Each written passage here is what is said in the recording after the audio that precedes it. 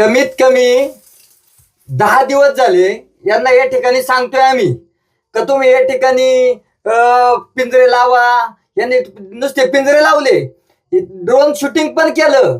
त्यांना वारंवार सांगितलं आम्ही तुम्ही या इथं, तुम्ही त्या ठिकाणी ते पाहणी करा. 2 बिबटे त्या ठिकाणी ड्रोन याच्यामध्ये टिपले गेले, परंतु पुढे काहीच केलं नाही. यांनी काय केलं नाही सांगून सुद्धा, म्हणजे यांना जर आमचा जीवच पाहिजे असेल तर या ठिकाणी जाऊ द्या, माझा जीव जाऊ द्या ना, काही अडचण नाही. परंतु बाकीचे तरी जीव त्या ठिकाणी वाचतील. माझी त्यांना विनंती आहे का बा तुम्ही ना त्या ठिकाणी जोपर्यंत आता इथून बिबटे जेरबंद करीत नाहीये शिरोली बुद्रुक मधले, तोपर्यंत या ठिकाणी हे आंदोलन या ठिकाणी थांबणार नाही. कुठल्या परिस्थितीमध्ये या ठिकाणी बसून राहणार आहे. जे व्हायचं ते वाहून द्या, काय अडचण नाही. काही वारंवार या ठिकाणी सूचित करतोय. काही होण्याआधी आम्ही त्यांना सांगतोय का तुम्ही या ठिकाणी काय करा का बा यांना बिबट्यांना जेरबंद करा ना. हे का करत नाही? हे मेल्यानंतर काय जाणार? 25 लाख रुपये. 25 लाख रुपये ही माणसाची किंमत आहे का? मानवाची किंमत आहे का? 25 नाही 50 लाख रुपये आम्ही देतो. तुमचा कोणी अधिकारी या ठिकाणी घालवा. तुम्हाला सांगतो आता काही जरी झालं या ठिकाणावर उठणार नाही. म्हणजे नाही, जोपर्यंत बिबट्या जेरबंद होत नाही तोपर्यंत या ठिकाणावर उठणार नाही. या ठिकाणी बसूनच राहणार. काही झालं तरी चालन. एकतर बिबट्या तरी राहील, नाहीतर आम्ही तरी या ठिकाणी राहू. या ठिकाणी वन विभागाला या ठिकाणी अजूनही सांगणे, तुम्ही लवकरात लवकर या ठिकाणी बिबट्याला तुम्ही जेरबंद करा. तुम्ही आमच्या मरणाची जर वाट पाहत असाल तर तीव्र या ठिकाणी आंदोलन होईल. तुम्ही सांगा, रात्रीचा जो पोरगा आहे का, त्या रात्रीच्या मुलाचे 2 भाऊ अगोदर त्या ठिकाणी ऑफ झालेले. त्या मुलाला तो आता एकटाच मुलगा येतो. त्या ठिकाणी एकटाच मुलगा असल्यामुळे तुम्ही सांगा, रात्री त्याची ठिकाणी सुदैवाने तो त्या ठिकाणी वाचलाय. आणि 8 ते 15 दिवसापासून साहेब त्यांना सांगतोय का तुम्ही या ठिकाणी पिंजरा लावा, त्यांना त्या ठिकाणी जेरबंद करा. परंतु हे कुठलेही त्या ठिकाणी दखल घेत नाही. यांना फक्त ही बघ्याची भूमिका घेतात. वन विभाग म्हणजे बघ्याची. त्यांना दुसऱ्याचा जीव आहे ना हा प्यारा नाहीये. त्यांना वाटत मेले ते मेले, काय घेणे देणे.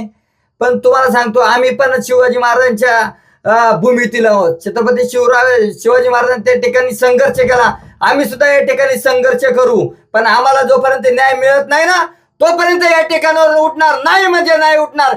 काही होऊ द्या. वन विभागाला या ठिकाणी आता ठणकावून सांगतो, कुणी या ठिकाणी येऊ द्या. जोपर्यंत बिबट्या तुम्ही शिरोलीतून हद्द पार करत नाही, आम्हाला आमची काळजी आहे. आम्हाला आमच्या मुलाबाळांची काळजी आहे. तुम्हाला सांगतो, दिवसा या ठिकाणी मुलांना शाळेत यायला लागते. काय मुलांची काळजी? कशी मुलं येणार तुम्ही मला सांगा. जर दिवसा जर हा बिबट्या जर गाडीवरून जर ओढतोय तर मुलांनी यायचं कसं? कसं येणार? तुम्हाला सांगतो, काही झालं तरी चालन, पण जोपर्यंत आम्हाला न्याय मिळत नाही तोपर्यंत त्या मुलांना त्या ठिकाणी न्याय मिळत नाही तोपर्यंत या ठिकाणावर उठणार नाही. सचिन भाऊ थोरवे यांनी वन विभागाला त्या ठिकाणी निवेदन दिलं होतं की शिरोली गावामध्ये 5 ते 6 व्यक्तींवर बिबट्यांनी हल्ला केलेला आहे आणि त्यामध्ये त्या व्यक्ती जखमी झालेल्या आहेत. तर त्या लवकरात लवकर जो हल्ला करणारा बिबट्या आहे याला आपण जेरबंद करावं आणि त्वरित कारवाई करावी अशी त्यांची विनंती होती. परंतु त्यांनी उपाययोजना करत असताना अजून बिबट्याला काही जेरबंद केलेलं नाही. पिंजरे लावलेत, परंतु आपण अनेक वेळा पाहिलं आहे बिबट्याच्या हल्ल्यामध्ये अनेकांचे जीव गेलेले आहेत. जर जीव गेल्यानंतर शासन जर पैसे देणार असेल, मग 25 लाख रुपये जी भरपाई दिली त्यामध्ये कोणाचा जीव येऊ शकतो का? तर आपल्याला ज्यावेळेस त्या व्यक्तींवर हल्ला झाला आहे तो बिबट्या त्या ठिकाणी हल्ला करतोय याचा अर्थ तो एखादा लहान मुलगा असेल तर त्याचा जीव देखील घेऊ शकतो. याची आपण वन विभागाने त्या ठिकाणी काळजी घेऊन त्वरित तो बिबट्या जेरबंद करायला पाहिजे होता, परंतु तसं काही झालं नाही. त्यामुळे शेतकरी संघटना असेल, आमचे सहकारी सचिन भाऊ थोरवे या ठिकाणी आता पिंजऱ्यामध्ये त्या ठिकाणी उपोषणाला बसलेले आहेत. त्यांनी तसं निवेदन देखील वन विभागाला दिलं होतं, परंतु कार्यवाही झाली नाही. आणि जर लवकरात लवकर वन विभागाने त्या बिबट्याला जेरबंद केलं नाही तर या पुढील काळामध्ये महाराष्ट्र नवनिर्माण सेनेचा शेतकरी सेनेचा जिल्हाध्यक्ष म्हणून आणि महाराष्ट्र नवनिर्माण सेनेच्या वतीने या ठिकाणी वन विभागाला या ठिकाणी सरकारला आणि संबंधित खात्याला या ठिकाणी निवेदन करतो, आवेदन करतो की लवकरात लवकर आपण त्या बिबट्याला जेरबंद करा. नाहीतर आमची तुम्हाला स्टाईल माहितीच आहे, पहिलं आवेदन निवेदन खळकाट्याक.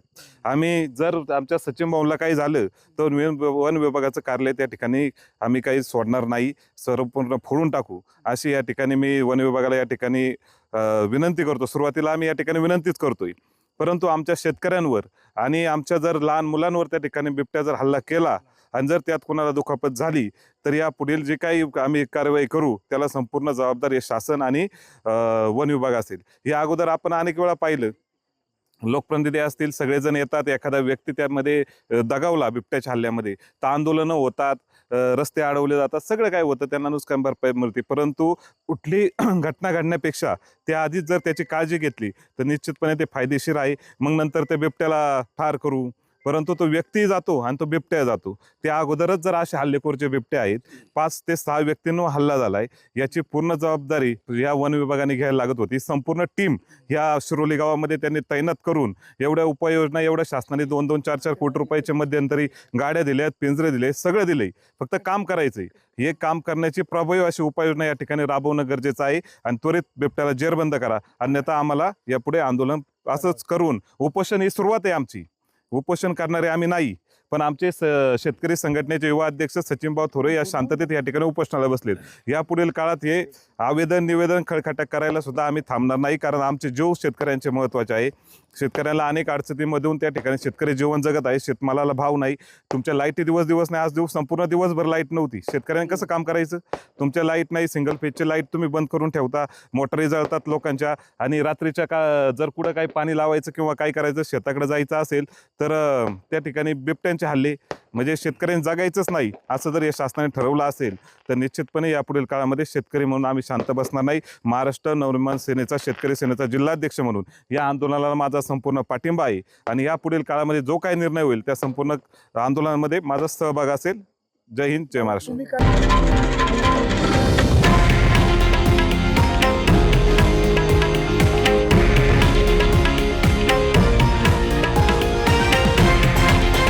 हे आहे देशातील नंबर 1 न्यूज नेटवर्क आणि आपण पाहत आहात TV9 मराठी, एकमेव.